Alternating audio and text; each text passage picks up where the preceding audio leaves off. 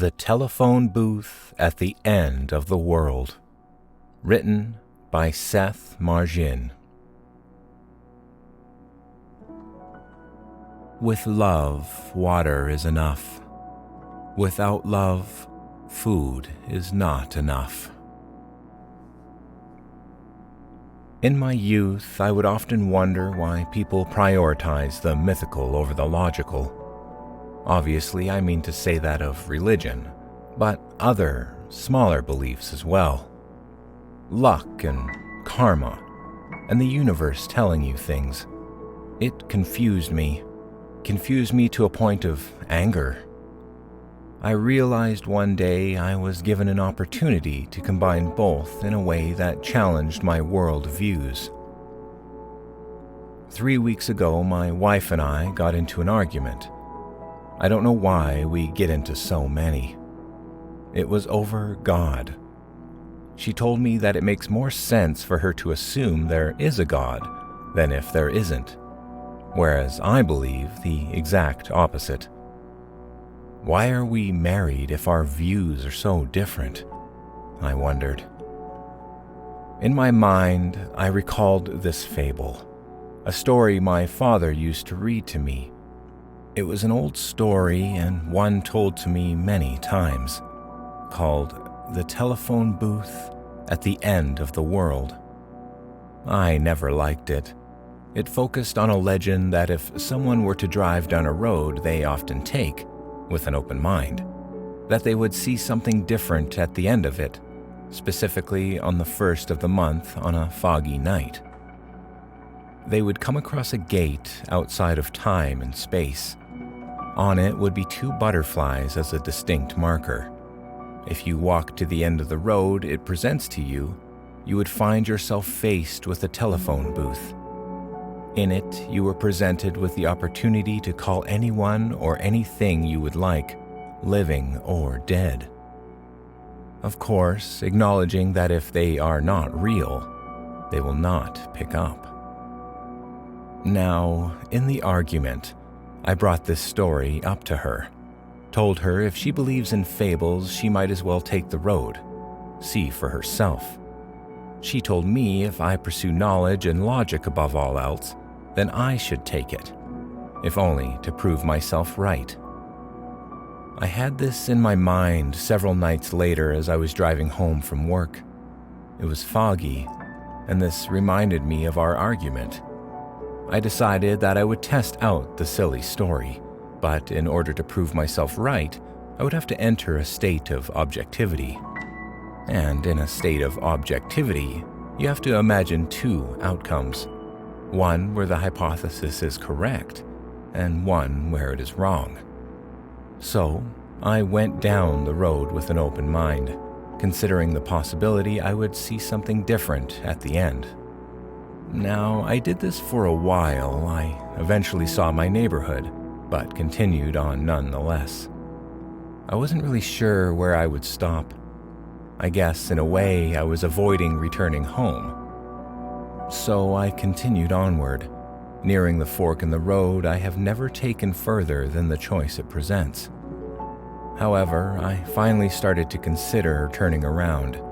I saw the outline. The night was extremely foggy. The moon and my headlights projected themselves onto the fog, creating an ethereal element to my new discovery. Several moments into this new discovery, I finally started to genuinely process what I was seeing. A new gate. One where the fork in the road should be. On it, sure enough, were 2 large statues of butterflies that seemed almost illuminated brighter than the gate itself. I am honestly surprised I did not react more strongly than I did at that moment. Instead, faced with this new, nonsensical gate, I proceeded onwards, if only to make sense of it all. The trail was new and interesting at first, but my patience soon began to grow thin.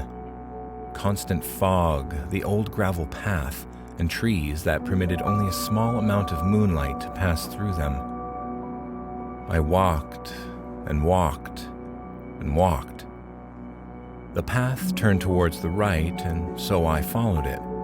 Then the path turned left, so I followed that as well. But eventually the path branched in two separate directions, and for a moment fear grasped me, because I realized there was nothing to follow other than my own mind. I stopped and wondered, what is the most logical pathway to follow? I suppose there are 3 options.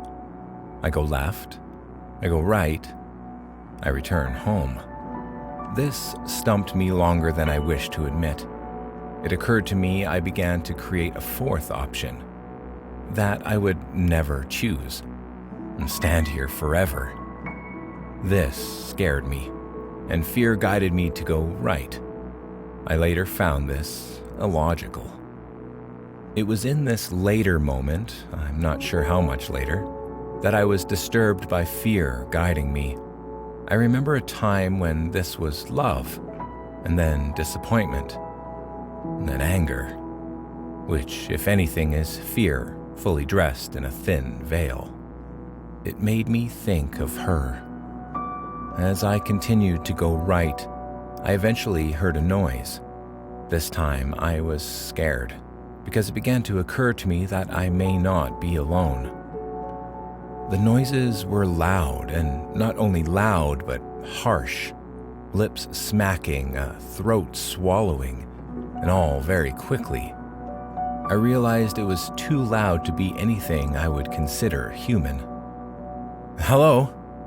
I said. No response. "Hello?" I said, this time louder. No response. I began to grow angry. Why was I not being acknowledged?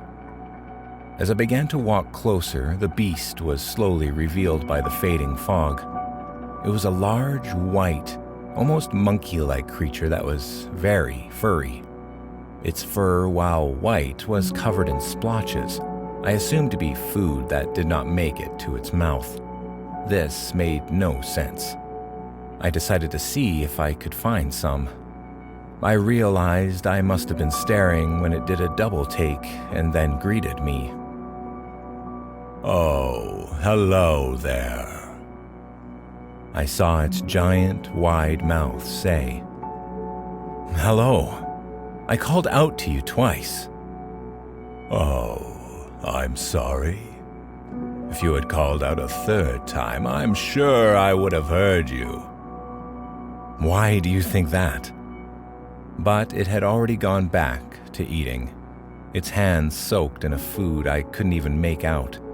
It was completely amorphous and had no discernible smell. "How long have you been here?" I asked, considering it must be on the same journey as me. "Oh, well, I don't know. I haven't thought about that." "Why are you here?" "Well, to eat this food, of course." "Is that why you came here?"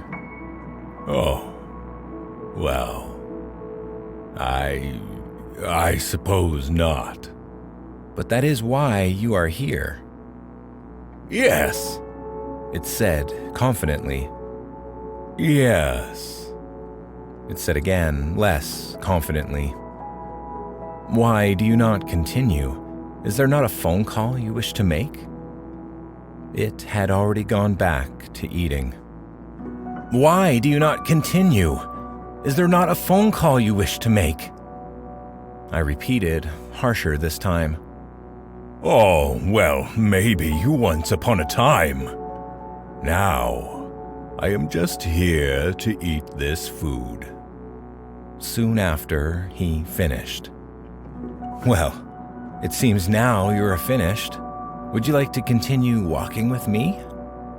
"Oh, you don't understand. The food, it returns." "Returns?"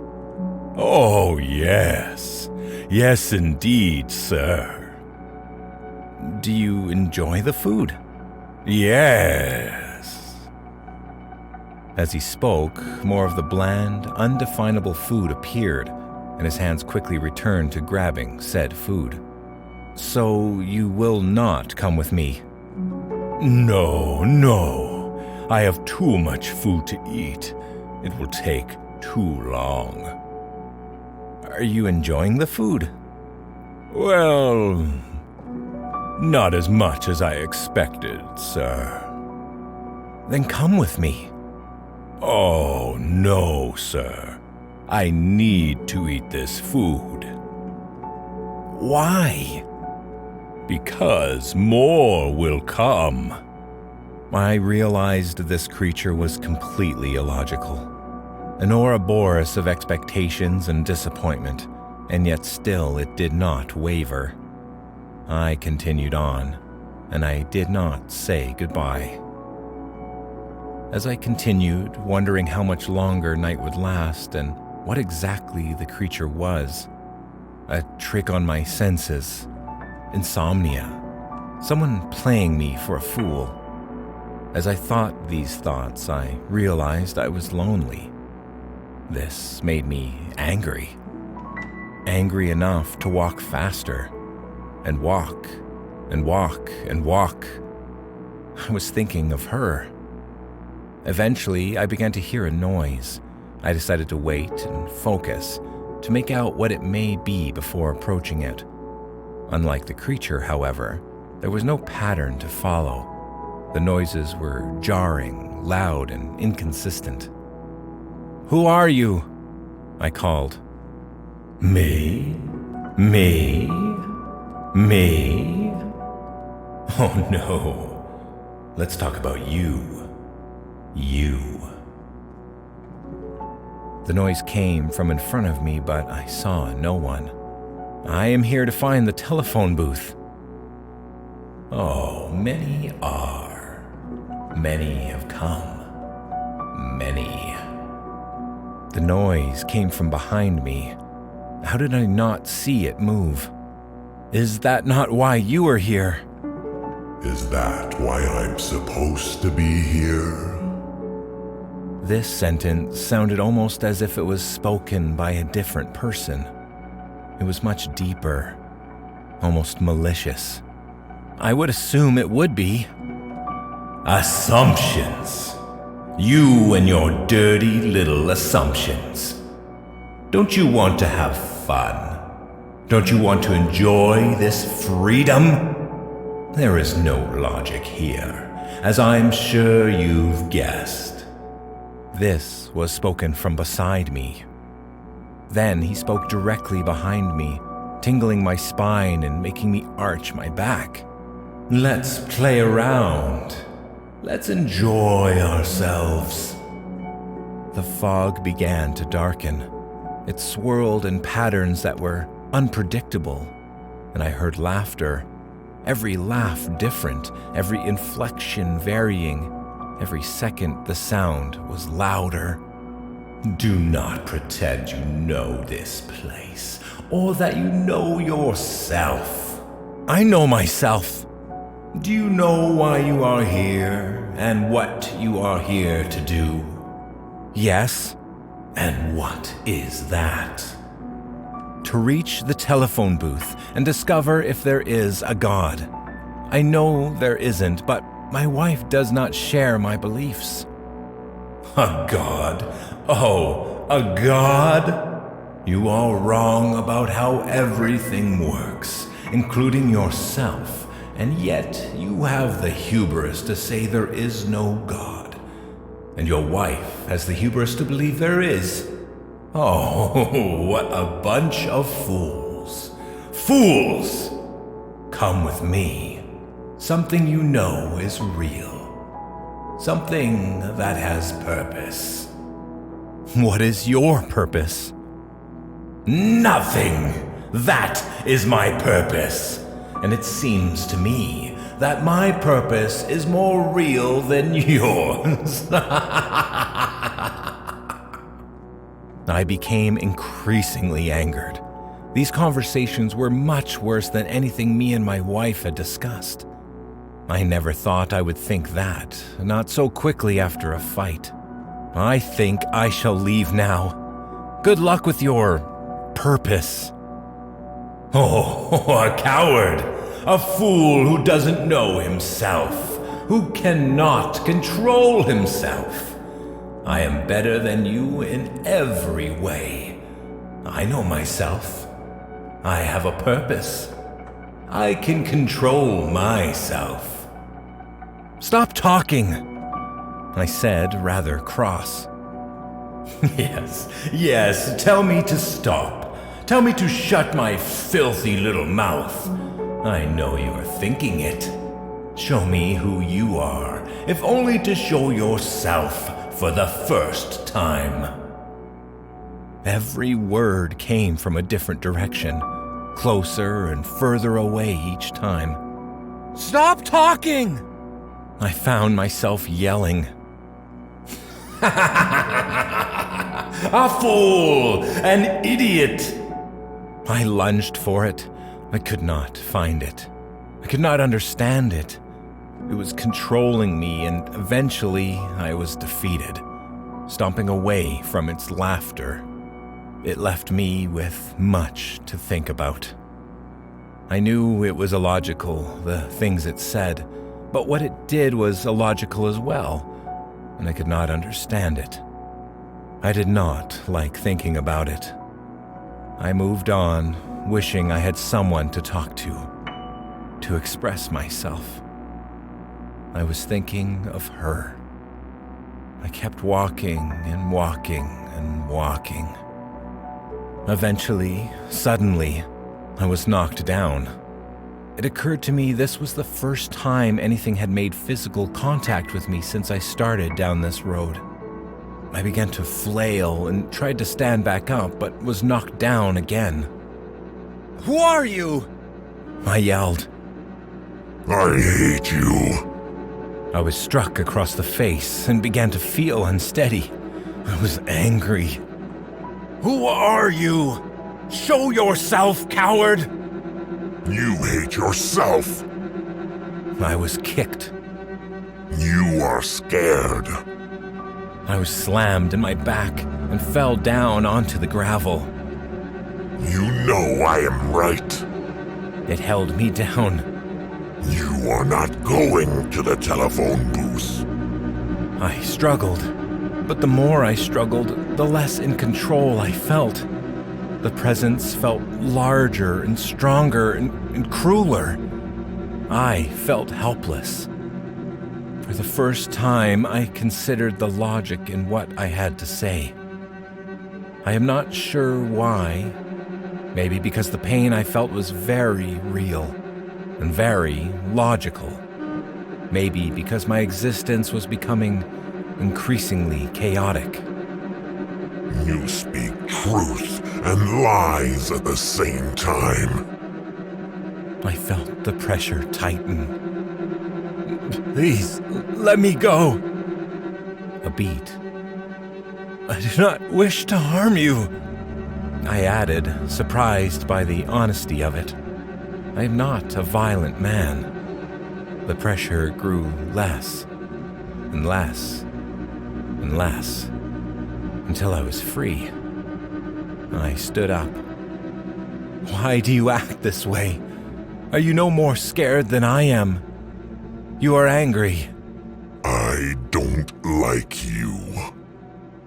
I decided I should leave before my anger returned. I felt the presence fade very quickly. I feel anger towards my wife quite often. I must fear her. But why? Why should I fear her? The cruel creature was scared of the truth, of logic. But I love logic. I love it more than all else. But when she shows her logic, that I am scared of. That I was thinking of her. I was missing her. I must be close. I must find the truth. It is important. I kept walking and walking and walking and walking and walking and walking. My feet hurt. My injuries felt more real, more pertinent. I should have realized it would have been logical to rest, to not push myself. This was my mistake. Well, hello, mister. Who is there? Oh, no one. No one. I guess I'm just terribly bored, that's all. Call me that.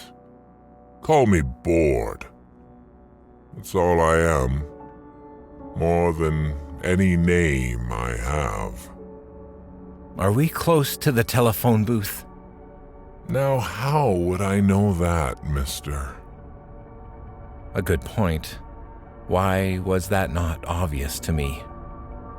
Let us find it together. We must find it. Now, why's that? Tell me. There was a certain sharply distinct anger in that command. Come out of the mist, and I will. The figure emerged. I was surprised to see it looked more animalistic than human, even more than the white monkey. It prowled, not walked, yet it had 2 hands and 2 feet, and it was naked. Its hair looked more like fur, and it had the fangs of a tiger, but the face of a human. It moved too quickly for a human, however, and had an intent in its disposition that did not reflect its mostly calm tone. It had a tail of flesh and what looked like small wing-like bones protruding from its back. It moved closer. Well, tell me, mister. Quit wasting my time. Well, I... Don't tell me I got you stuttering now. Tell me, why are you here? What is it you want so badly that you'd risk death? I want to see the telephone booth, and I am not risking death. Oh, yes you are. Anyone who is near me is risking death. I was afraid. I was scared. I was thinking of her. It lunged at me. It sank its fangs into me in my chest, and my blood pooled. Stay still now, mister. It's logical not to resist. You will find your God soon enough. If you crave the truth, the logical, sound truth that is not of this world, before you even find the truth of your own, I will deliver it to you.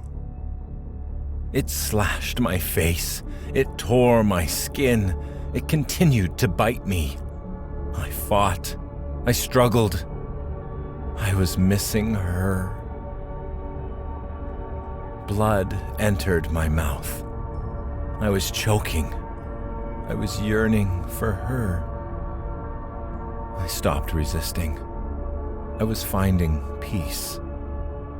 In our child's smile, in our wedding day, in our dates, in our first meeting, in how she hated mustard, in how she sneezed every time the sun graced her, in how she always wanted to visit Burgundy, in how, when I graced her cheek with the back of my hand, I was home. In everything. Oh, if you stop resisting, this stops being fun, eh, mister? Someone else will come along soon. Someone else will be more entertaining. I do just want to have a little more fun before I let you go. It clawed open my chest, ripped out my heart, and threw it on the ground. It was the boldest color I had seen on this journey. Yet I lived. It makes no sense. There is no logic. I saw it prowl away. I reflected on my very, very long night. There is no logic Why am I alive? I won't be for much longer. At the very least, I am sure of that. So why am I alive? I saw it, far away. The telephone booth. I stumbled towards it. The light started to fade. There was no more blood. My heart was gone. The telephone booth was brightly lit, with flickering white lights on the inside. It was bold in the fog. There was nothing near it. No way to get power. No way for it to function. There is no logic. I don't know the truth. I know one truth. I am yearning for her. I opened the door and it creaked. There was a pen and paper.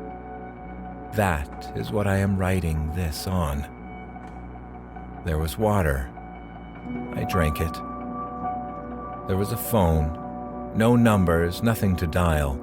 But I knew the truth. When I picked up the phone, I would call who I wished to call. I would discover if there is a God, who it is, and know the truth. Find the logic. But I got one phone call. I have one life. One shortening life.